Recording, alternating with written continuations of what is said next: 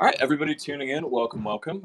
This is our second episode of TableTalk RPG, our Twitter Spaces-based mini podcast where we talk all things tabletop role-playing games from Andrews McMill Publishing. I'm your anonymous host. I'm really happy to be back again. Excited to have our guest this week, Jared Rosen. That's me. Jared is a principal writer on quite a lot of titles, some of which you're probably familiar with. And our upcoming title, BLACKBIRDS RPG, which we're incredibly excited about. Jared has won an incredible amount of awards for cosmic horror and for visual novels and for video games as well. Jared, welcome. Thank you so much for joining us today. Thank you. It's great to be here. Yeah, it was great to have you 5 minutes early, too, so we can sit and talk all things Chillin' 93 for a second. Oh yeah, no, Chillin' 93. That coffee was also very good, and I'm sad that I can't remember the name of the place. This is setting me on a quest to find it. Yeah, so I'm setting you on a quest to find it. All the baristas looked really unhappy, so you know it's good. Perfect. All right, well, let's get into it. Sure. So we're really excited to be talking about BLACKBIRDS in particular today, but we'd really like to talk about kind of games writing as a whole. Yeah.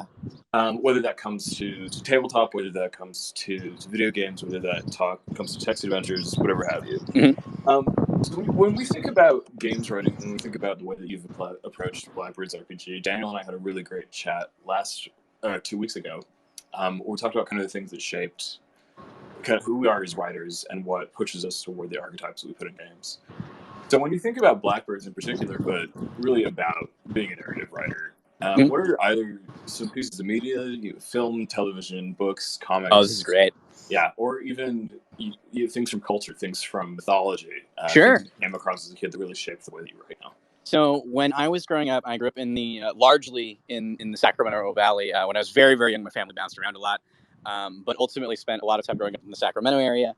And I was very, very poor. Our family did not have a lot of money. So the school district's library was kind of bad. And all they really had access to were old books of folklore. Like literally, it was like books of like ancient legend, the Arthurian legends, stuff like that. Nothing new. So I was reading, like, while other people were reading, Where the Red Fern Grows, or like the Lord of the Flies. I was reading these things called like the Book of Gilded Dragons, which was just some like old ass falling apart 100-page book about different kinds of dragons from France. Wow. Yeah, and those were a lot of my formative things on the literature side. On the visual side, my grandfather, who had grown up in like southern Italy as a child before World War II, he was really into what he liked to call spookaroos, which was like horror media. He was a big fan of the Twilight Zone and the Outer Limits. So we used to sit around and watch those at night, and I was always fascinated by specifically the Twilight Zone. Outer Limits got weird sometimes. Sand crabs from Mars. I don't know about that.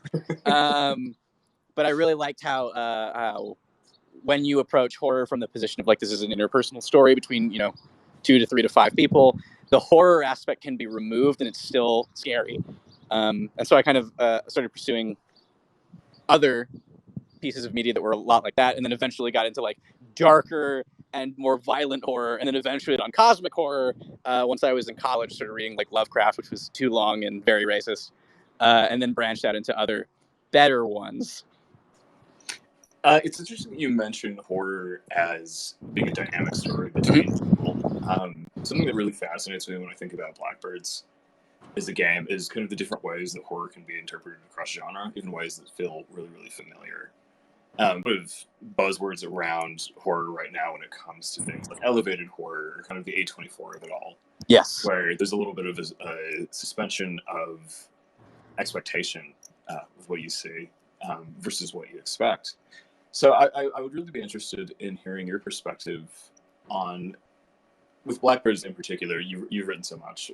We'll keep it just to BLACKBIRDS. What kind of horror do you think that BLACKBIRDS is more than it is?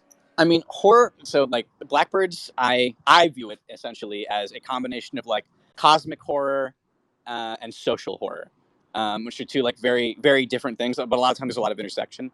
Cosmic horror, obviously, because the idea of these like unknowable entities that are infiltrating the world based on, whatever like subgenre or political or social leaning that they have.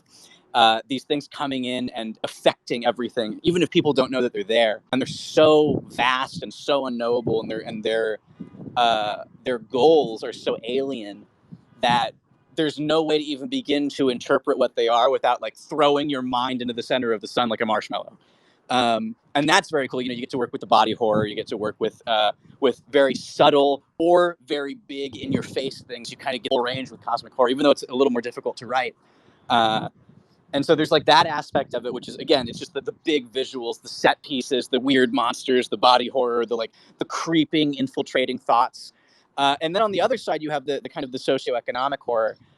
So long ago, what feels like 1,000 years ago now, I actually did a lot of research work and student work for the World Bank and the IMF. And a lot of the research that we did there, like, kind of exposed to me, like, what like wide scale international government policy does to populations of vulnerable people. And it, like, I saw some of the worst things I've ever seen in my life.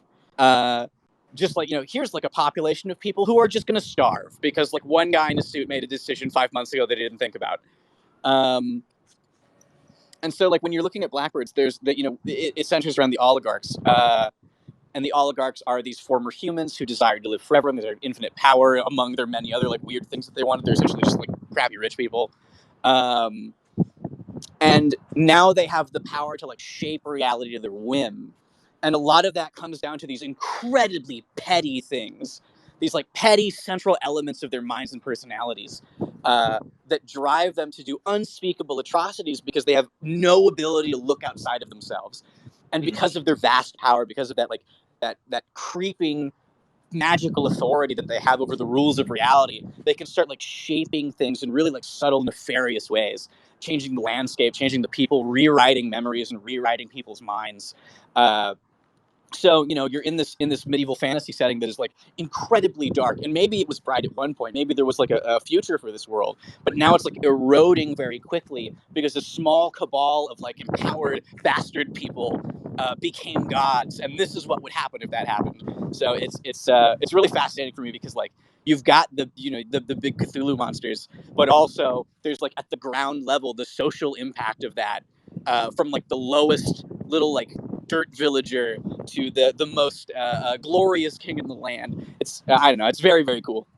That is really, really cool, and it's something that is an interesting through line that you spoke to, and that I almost want to invert and ask you about is you have the oligarchs reshaping reality in ways that are based on these seemingly really minute things, but that their reach and their ability to reshape reality is so much greater than is even conceivable to the player, for example. Mm-hmm. For, you know, the commoners that inhabit this world, even the nobility doesn't necessarily experience like the level of authority or the level of ability to reshape things to the whim that they do, and that almost becomes an unknowable horror. It almost becomes inconceivable to imagine looking at reality and being able to reshape it, and even in the context of warring with other people who are doing the same thing.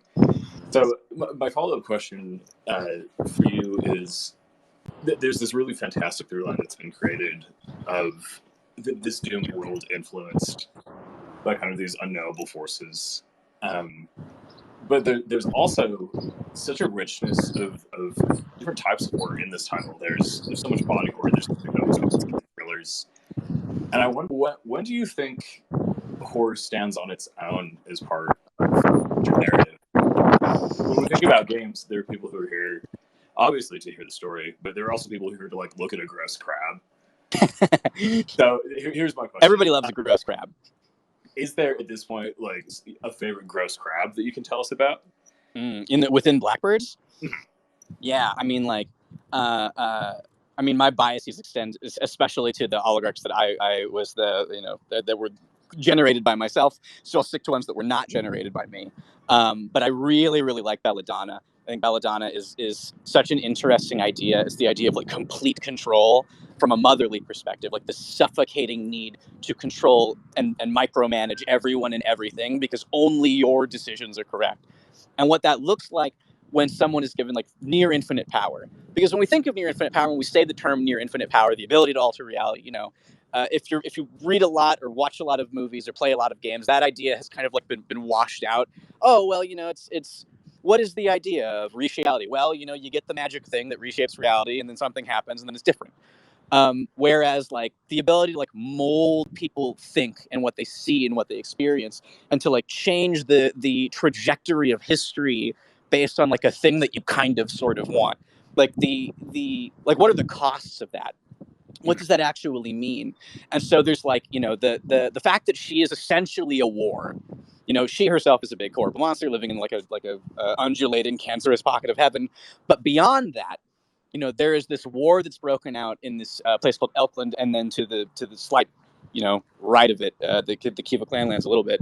But in Elkland, there's this huge civil war, and so much of it is being driven by like copies of herself that are like acting against one another, because each one believes that it's the right one. Each one believes that it's like the central decision maker. So even like the idea of complete control has been bastardized, because if you want complete control, or method of doing that is splitting apart and cloning yourself and taking over people's bodies, piloting them around, like, which one is the one making the right decisions? And each one has like a little bit of different context around like the people that it's working with, and the perspective that it's taking. So yeah, that to me is like really, really genius. The idea of an eldritch being that its own perspective on the world and on control casts it primarily against itself. Mm-hmm. That's a better gross crowd moment than I could have hoped for. Yeah, and she's like, she's like a big, she looks like a COVID virus. She's like a big sphere with a bunch of faces and hands coming out of it. It's cool. That is really, really cool. It's interesting that you spoke about the idea of divided control, or of a consciousness divided against itself. Mm-hmm. That's a really, really fascinating trope that you see across obviously a lot of cosmic horror, but also a lot of speculative sci-fi. There's a whole lot of especially 70s pulp sci-fi that deals with the notion of divided consciousness against itself, or the idea that it's divided. So my next question for you in particular that kind of sparked was something else baked into her, is kind of this notion of corrupted motherhood, or the idea of what evil looks like from a matriarchal standpoint. And that's something that carries across a lot of folklore too. I think it's a denial of expectation that translates really, really frighteningly to a lot of people, and so we see it in a lot of cultures. Mm-hmm. But my question is, archetypes like that are so fascinating and drive so many interesting conversations and bring so much to titles like Blackbirds. When you were a kid and you were reading folklore, and as you were shaping who you were as a writer, what are some tropes in horror or in fantasy that you gravitated to, or in mythology and folklore that really permeate your writing and that you've brought to Blackbirds? So one of the things that I've always really appreciated about, so there's like two aspects of this. The first and foremost is that like I love cosmic horror for a really central reason, and that is that here is a vast, unknowable thing that is neither good nor evil. It is beyond the idea of mortal morality, and it exists on such a scale that even like touching it like immediately melts your brain. You just like, the human brain is not prepared. It doesn't have the space within it to conceive of what this thing is. And that if it were to slam into Earth, and Earth were like to be entirely annihilated, this thing would just keep floating on, completely oblivious to the fact that it even happened. Because like in the span of the time that it's asleep, between periods of wakefulness, like entire planets and civilizations rise and fall, and it doesn't even notice. The idea of like one of those things suddenly waking up and taking a passing interest in a population or a planet or a city, and then like that passing interest having so much power in it that it like forever changes the trajectory of human thought and expression. That like something opening its eye in the vast depths of space, like, and just gazing for a second at Earth, like makes everybody sprout tentacles out of their heads. That to me is very cool, because it's this thing that's like, it is an unstoppable force from nowhere that you either like change with or struggle valiantly against, but ultimately fail. There's no winning. You just kind of roll with the punches at a cosmic body horror level, and that's something that I really, really love about cosmic horror. Because when you look at traditional horror, when you look at something like a Frankenstein or a Wolfman, it is man-made horrors, and usually they are built around like social taboos or societal ills that have been personified into monsters, and that they have like a clear way to defeat them, even though everybody's somber afterwards, like, oh no, we killed the big green guy, even though he drowned that girl. Why?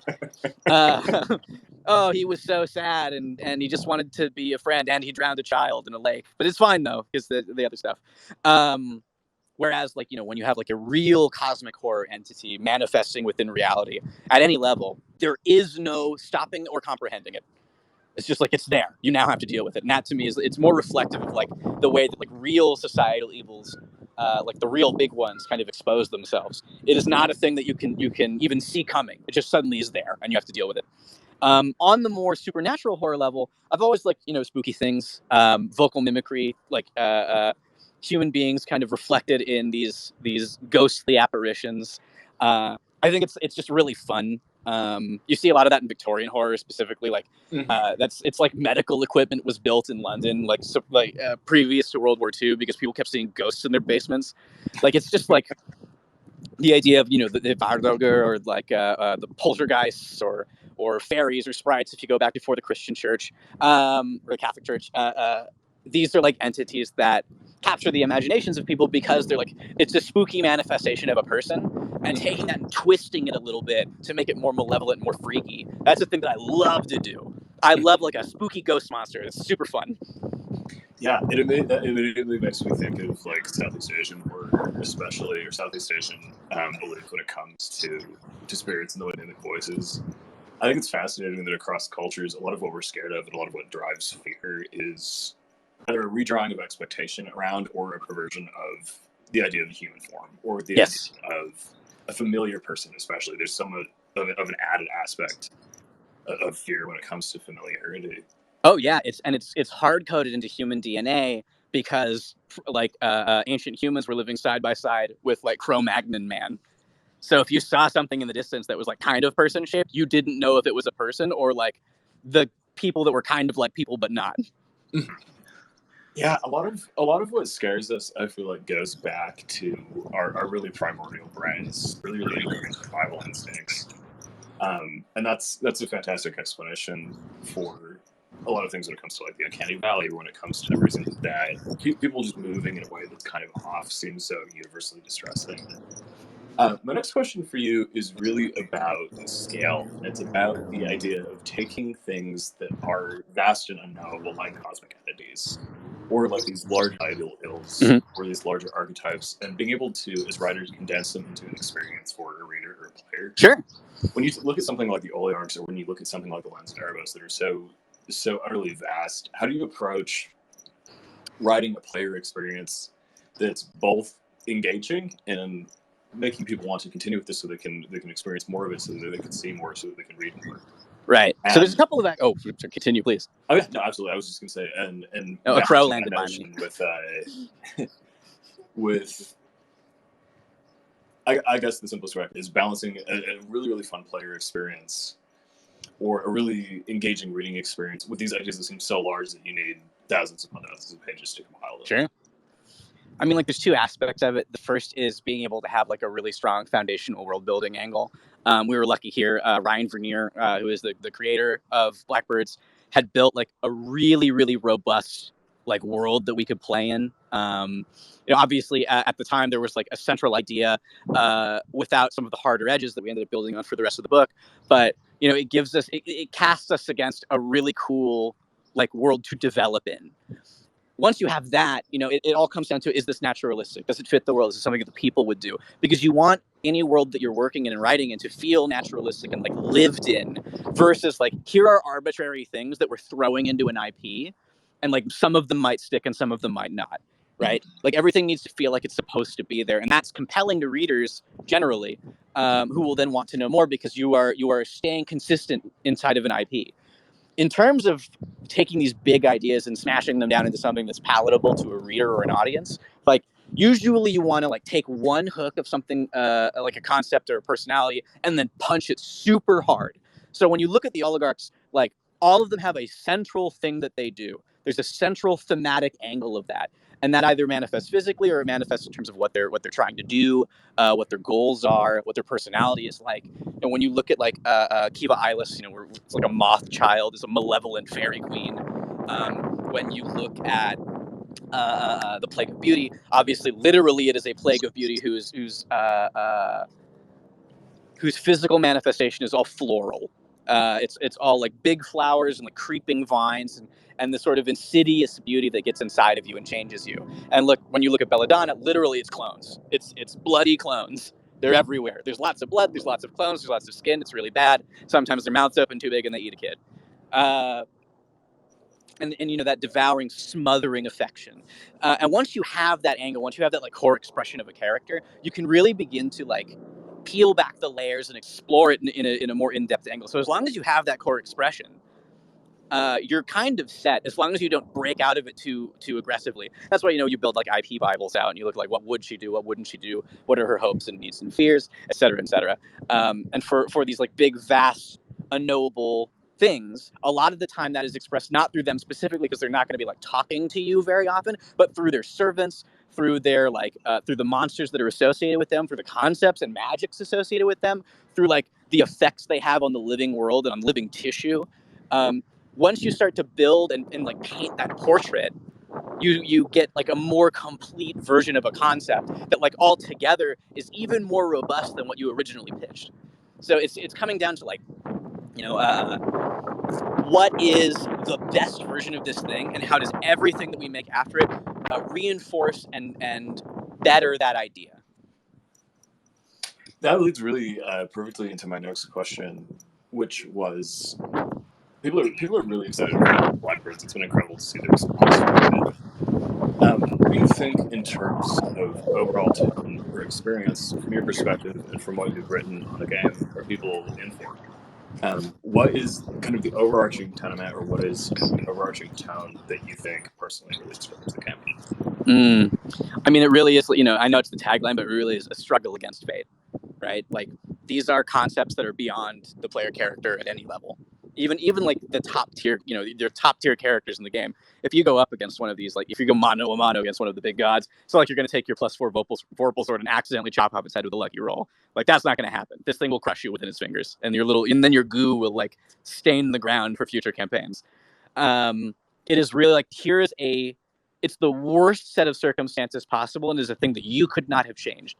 You live in a world that has been turned on its axis, and every bad thing possible could have happened, orchestrated by people who do not care about you and do not know that you even exist. What do you do? How do you struggle, and how do you fight against this unknowable, encroaching darkness? And it really is like, it's the end of light. It's the end of the world in many cases. And you know, you see that from a base level, from as you go village to village, town to town, city to city, you begin to see like these compiling and building effects.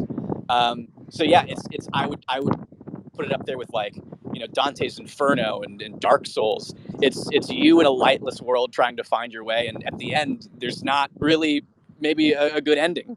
There's sort of an unwritten one. It's unfinished, your tale in perpetuity, because there's no way to fix what's been broken. Yeah, that it creates such an incredible, not only challenge, but sort of opportunities for a player. And I think it's almost freeing in a way to experience a story from a perspective of being a very small part in a very large world. And something that I think Blackbirds does effectively, from having read through it and from having been a part of it myself, is that it really, really exceeds at creating a sense of needed camaraderie and a sense of needed survival that seems to be creatable in other game settings, but not kind of baked in, if that makes sense. Yeah, 100%. Yeah, this is very much a title that's based on the notion of struggling against insurmountable odds, of going up against insurmountable things, and gaining a tiny inkling of understanding of horrors that are really beyond comprehension. Yeah. And more so than that, it touches on a horror trope that I love, which is, even if you get to the end of this journey, if you live an entire life within this world, or you live an entire life contained within a short story, when it comes to, you know, cosmic horror writing, it becomes as much about what happens in the story as what happens to the person experiencing it. Yes. It's the idea of madness facing, you know, the tentacle monster. It's the idea of losing some part of yourself in order to continue, or gaining some part of yourself. What does it look like to be shaped by the events of this world? What does it look yes. like to Yeah. to go through these things. Yeah, we've talked about in the past how, like, when you look at certain other tabletop RPGs, essentially it builds your character after a few levels into superheroes, and your job is to like change the world forever. Whereas like in Blackbirds, you can make a mark upon the world in maybe some small but important way, but the changes really like they are internal to the player. They change your character in very deep in deep ways, and so you're much more intertwined with the story at a base level because you can continue on and see like the reverberating effects of what you've done, versus like, I have slain the giant monster. It is gone now. The land is safe. Mm-hmm. It's much more, this particular village is now no longer troubled by the creature that hangs upside down. Yeah, for now. For now. Yeah, like for now, I've killed one creature. There might be more creatures, but for now. There's something that's really almost more, just personally, but it's almost more rewarding in playstyle when it comes to the idea of really embodying a character and living their life. And I think that the system that's been created for Blackbirds and the content of Blackbirds itself really lends itself to this. There's a lot of comparisons that have been drawn around different titles. There's inspiration that's been taken from different archetypes. But I guess my next question for you is really, what do you think the difference is going to be in running a game like this versus playing in a game like this?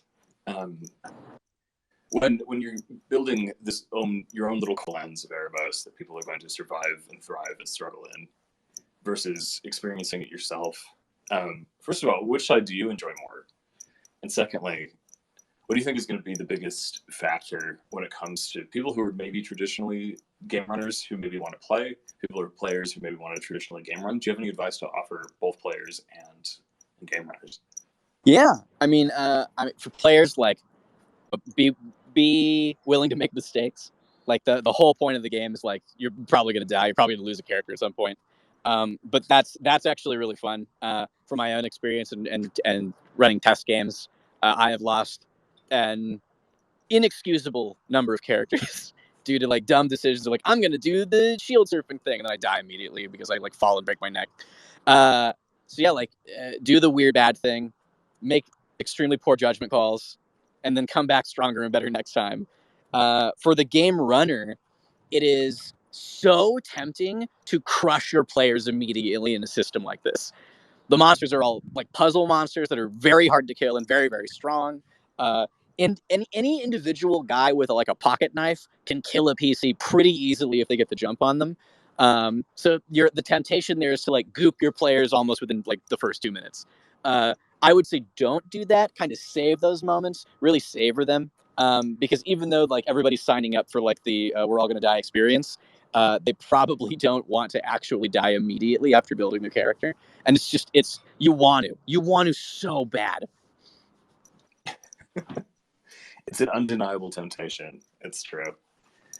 We talked a little bit about our favorite gross looking crab monsters, but is there a monster that sticks out to you in this game, or is there a setting or scenario in this game that sticks out to you as a particularly good introduction to Blackbirds as a whole? I think the description of the Oligarch that you gave was a pretty good glimpse into kind of the horror that's awaiting players. But is there any more of a preview, or any more of, even without naming a creature, giving a description that you could give? Oh, actually, I'm a big fan of the Basilisk. Really, really big Basilisk fan over here. It looks like a child's drawing come to life. And it's plays by like Slender Man rules. The more that you think about it, the closer it gets. And it wants you to think about it so that you can speak about it out in the open before it kills you, so that other people start thinking about it. It's like a viral infection that is a child's drawing, but it doesn't hurt kids because it wants kids to believe that it's friendly. I don't know. It's such an interesting thing because it's like it's a stalking monster that after encountering it, it just follows the party around. It's not a thing that you kill right away with swords and magic. It just follows you, and you have to be ready for the moment that it strikes, understanding like the effect it's having on players and like what's going on exactly. I don't know. It's such an interesting game mechanic to me, and you can build an entire campaign around one at the early levels. So yeah, and that thing is like a lot of these monsters, they are puzzle monsters with very specific types of gameplay cooked into them. So you can build low level campaigns around a single one Like, there's one monster that you really like, if you really, really want to, and then build out from there as the players begin to level up. So yeah, that's one that I really, really appreciate. Yeah, it's a fantastic one. For anyone listening in, Blackbirds has released illustrations of what the Basilisk looks like, or at least wants you to think it looks like, and we'll get those back up on the feed as soon as we've wrapped up this episode, so you can take a look. I think the Basilisk is a fantastic one to really, really give people a glimpse of what is in store for them in this book and in this game. This game really presents a lot of challenges that players probably haven't encountered, a lot of puzzles that are going to kind of push them narratively from Game Runner's side, and also just figuring out what they're dealing with. We have got about 20 minutes left in this episode. I'm going to save the last about 10 to 15 for questions. I'd love to use this time, now that we've really talked writing and have kind of talked about the things that have both inspired and shaped you as a writer and how they've been shaped what have brought you into this game, and just kind of take it a little bit broader and talk about kind of tabletop in and of itself. So we have a couple of questions that I really love asking, and one of them is, in the past 6 months of you, if you've played tabletop, do you have an experience that you'd like to share? Do you have an anecdote or a story from either running a game or playing that's been a standout? Yeah, I was in a game recently with you. Where I came in as a sort of a guest character. I had like a little arc because I get very busy with work, so unfortunately it's hard for me to be in longer term campaigns. But I was brought in as a little fairy prince, and I was essentially given free reign to do whatever I wanted with that character. So I designed him to be like a little tooth-eating Del Toro fairy with big bug eyes, and that was really funny because you had this band of like merry, colorful heroes who like all get along and have this great repertoire. And I just showed up and started eating children's teeth, sometimes out of their mouths. And it just it changed the party dynamics so immediately. So that was really fun to me. And then obviously, we fought like a big clown, and there was a talking Triceratops. I know I like chaos, topsy turvy things like that. I'm a big Alice in Wonderland fan, big Spirited Away fan. So anytime I can make the game more reflective of the thing that I want, it's like just press that down on everybody and force them to do it. It's I'm having a good time. I don't know about everybody else, but it doesn't matter. It was a great session. It was really perfect, especially just because it was around Halloween and we were doing a one shot that was a haunted carnival that ended up just utterly spiraling into chaos. And I think if I remember correctly, the character I was playing rolled a high enough con that like he started eating teeth too. So it was a lot. It was a lot to deal with. We all were eating teeth, and I gained hit points from eating them, which was nice. A nice little touch. Yeah, it was a really, really nice DM moment just to kind of let that happen. Other than tabletop, just in the genre space, is there any horror that you've read recently that you'd like to recommend? Yes, there is a book recently that I've been recommending to everybody who will listen. It is called "There Is No Anti-Memetic." It's a collection of SCP stories surrounding like a particular monster. It is written so concisely and so well, and it's like really vivid and cool. And it's that genre of horror where like it establishes the rules of what you're dealing with right at the beginning of the book, and then subverts them with every chapter. So anytime that the characters make a mistake, they're making it and why, and it sends them down like really bad and winding trajectories towards oblivion. And like they remember the rules, they try to they take a step against the thing, they fail again. It's really, really creepy and good. That sounds fantastic. Is it like available on PDF? Can you just Google it? I think so. It might be self-published, but yeah, it's just There Is No Anti-Memetics division. You can get it on Amazon. That sounds fantastic. All right, we have got about 15 minutes left here at this point, so I'm going to go ahead and open it up for questions. Anybody who has tuned in, there's a little button down at the left of your screen that says request. If you want to tap that, it'll raise a hand, and we can get you a mic, and you can ask any questions that you may have.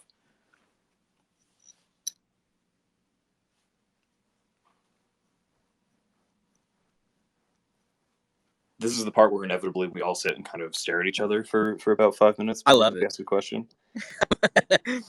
All right, now we actually have Ryan Vernier, the creator of BLACKBIRDS, in the room, and he has got a question. Hey, Ryan. Ryan. Hey, it's Ryan. What's going on, you two? Yo, what's up? doing my thing, doing me. So I do have a legitimate question. I think there's kind of maybe a top three, but was there any point during the project that was your favorite? That be it consuming someone else's work or working on something, be it together or singular, that you want to point out? Yes, and I hopefully this will warm your heart. You and I were in your backyard looking at like the night sky and like the kind of like the dreary sort of like shadowy background towards the back of your yard where the trees and the wall are. We were like figuring out what the oligarchs looked like and what they were. And we were just like, crap pitching into the dark. Like, all right, what if it's this? And we're like, no, we can't do that. And at one point I was like, oh, do we have a dragon? Should we do a dragon? Like, no, we shouldn't do a dragon, at least not for this one. And we were like, okay, well. And then we landed, I think the exact moment that really stuck with me is we were like, all right, we need something like that's like a tropey moment that's in a lot of tabletop and fantasy properties, and then twist it to our ends. What's a good tropey moment? We were like, oh, like a cursed sword, like a unicorn. What about and then you were like, what about plague? And I was like, plague beauty. And we're like, oh my god, that's the one. And that was like really dope. It's like just a cool little moment for me. Well, I'll give some more color to the Plague of Beauty, and then I'll pass the Yeah. mic. So my favorite part about that was, plagues are obviously really important in medieval history, and they've been used in fantasy games, but they're usually oppressive, right? It's like your character has the black lung and is like coughing up blood and sucks now. And so we were like, what if our plague made you wonderful? And what if it was like, I don't know if an allegory is correct, but what if it was sort of us poking fun at Instagram influencers with their perfect bodies, and what is that projecting into the world, the expectations of beauty? What if there was a plague that could fulfill those desires? And I think the Plague of Beauty, Aphid, I think she has become one of the better oligarchs, so corrupting, so tempting. And also, should a blackbird come down with the Plague of Beauty, which is possible, all of our afflictions in the game are actually secret powers that might devour your character. So there's this risk reward of, well, how beautiful do I want to become? Because these powers are so wondrous, but it could also steal your character away from you. But awesome. Thanks for sharing that, Jared. Oh, absolutely. Yeah. It was one of my favorite moments from the development process in a sea of many. All right, thank you so much, Ryan. That was a really, really fantastic question. And there have been so many moments seeing this game grow and being a part of it. Hearing one that's really rooted in the Genesis was really, really fun. I love Genesis. My favorite Bible part. It's my favorite platform. It's my favorite neon. My favorite Bible part after Deuteronomy, which is all legalese and numbers. All right. Does anybody else have any questions? Feel free to throw up a hand. If not, we're going to stay here for 10 minutes and start talking about the chillin' shirt again. And once we point at you, you're going to want to throw that hand right back down.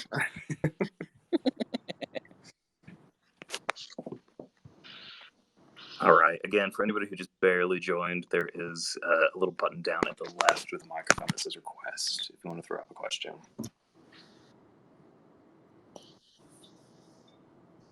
So where did you get the shirt? We're just going to do this while we wait. I got it at this coffee place in the Grove. I was there with my partner last week, and I was like, oh, that's a dumb sweatshirt. I really want that sweatshirt. And she kept being, oh, did you send me a link? Chill since 93 with a phone number. We were there. What is this place? Chill since 93. Is that the name of the place? Yes, it is literally the name of the place. Incredible. Yeah, so it is called Chill Since 93. Shocking. But yeah, I was looking at the shirt, which is just a series of 1993 cartoon animal mascots wearing sunglasses and doing extreme sports. No mention of coffee whatsoever, which is the product that they actually sell. So I was like, this is perfect. I need to have this right now. And honestly, one of the more comfortable sweatshirts I've ever had. I've already worn it 3 times since we bought it. I'm really glad that this has become the focus of this episode. Yeah, it's important. This is important context in the genesis of Blackbirds. This cool shirt that I got. I have 2 image search tabs open with it, just along with my speaking notes as I'm over here. Well, all right. Yeah, I think that's about it as far as questions are going to go. Would highly encourage everybody to come back in 2 weeks for our next installment. And if you have any questions then, feel more than free to ask them Jared, thank you again so much for joining us for our second official episode of doing this. It's wonderful to have you. Is there anything else you would like to cover, or anything else you think that we could get on either with Blackbirds or with your good self before we hang up for this week? I mean, I hope you all enjoy the game. It's super nasty and fun. I had a really fun time playing with the systems with a couple of my close friends, and I think that y'all will have a great time as well. Yeah, I can't emphasize enough how much fun you guys are going to have with this title. Well, thank you again for joining us, Jared. Thank you, Ryan, for your question. And we're looking forward to seeing you again in 2 weeks with a brand new guest that we'll be announcing soon. Yes. Thank you again, everybody. Bye, everybody.